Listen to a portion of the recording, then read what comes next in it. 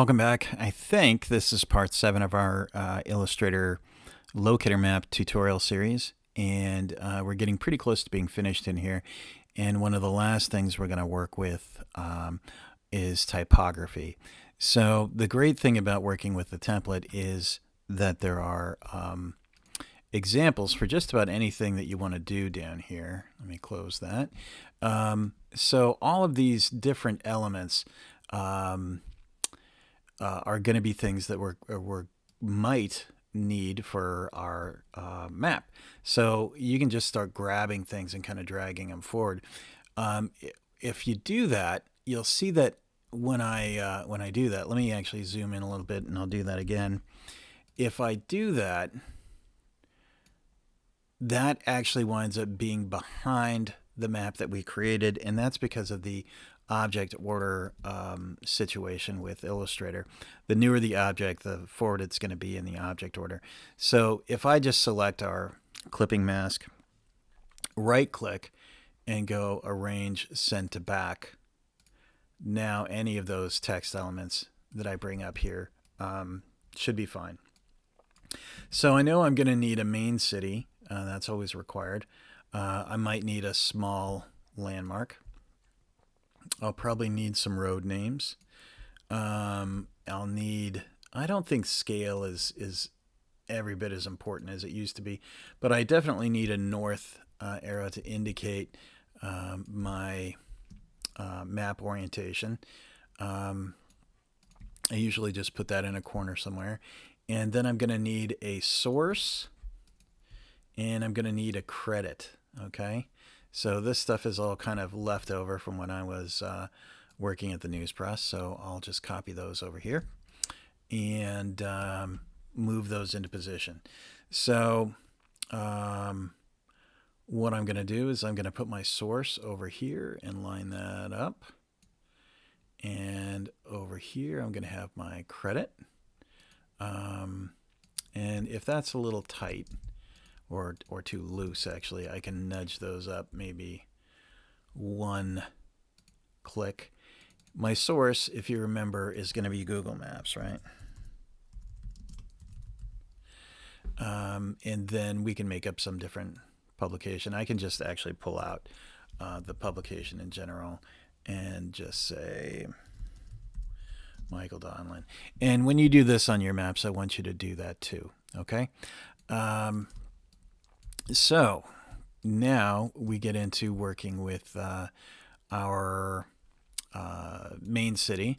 So we sort of have two we can choose from. Gateway would probably be fine.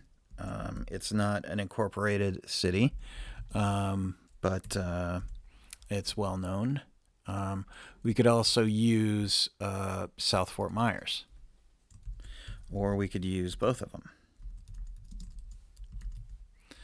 All right.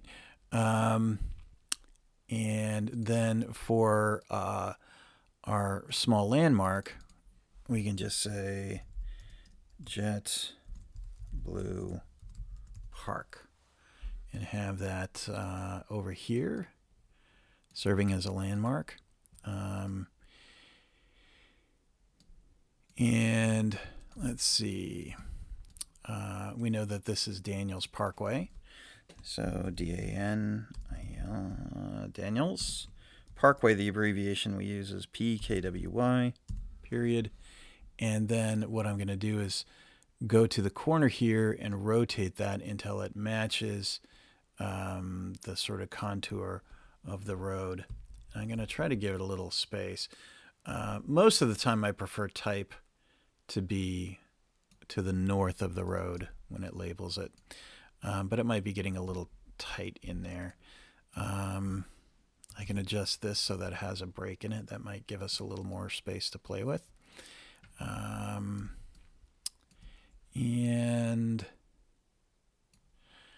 the main thing, though, is we need to get this road named. But I've kind of lost track of that. So I can take a look by turning back on our map source layer and turning off these other ones. And if it's not there, and I have to go back and find it, I just have to go back and find it. So I'm actually going to do that right now.